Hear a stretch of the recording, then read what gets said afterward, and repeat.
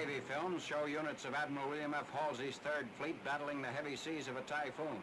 The storm hits the fleet while it's withdrawing from a carrier strike against the Japanese home island of Kyushu. Mountainous waves whipped up by gales that reached an intensity of 138 statute miles an hour damaged battleships, cruisers, aircraft carriers, and destroyers.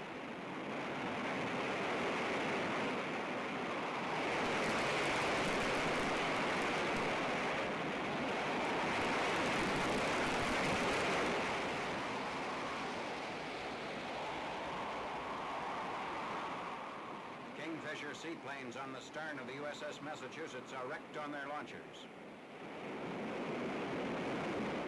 The USS Indiana, one of the battleships hit by the storm, fights the heavy seas. The majority of the ships damaged were quickly repaired and put back in action.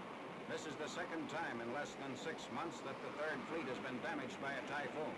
The first storm striking 18th December in the Philippines.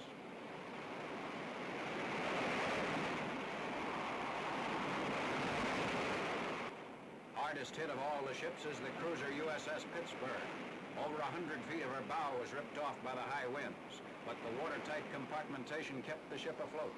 60 of the crew had living quarters in the bow section, but all were rescued when the deck plates buckled and the bow ripped off. Seaplanes on the stern deck are badly damaged.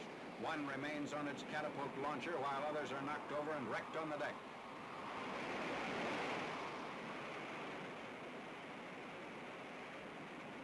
The aircraft carrier USS Bennington suffers damage to the bow of her flight deck, although the greater part of the deck is undamaged and continues to be used by her planes. The steel girders supporting the deck are bent and twisted, and the wrecked section hangs over the bow. The crew of the carrier Hornet repairs damage. Planes were caught and wrecked on the flight deck when the wind renewed itself with sudden fury after it was thought to have calmed down.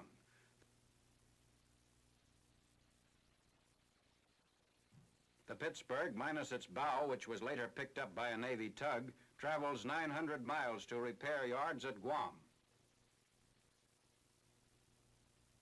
The cruiser is put into a floating dry dock and temporarily repaired while a new permanent prefabricated bow is being built in the Bremerton Navy Yard.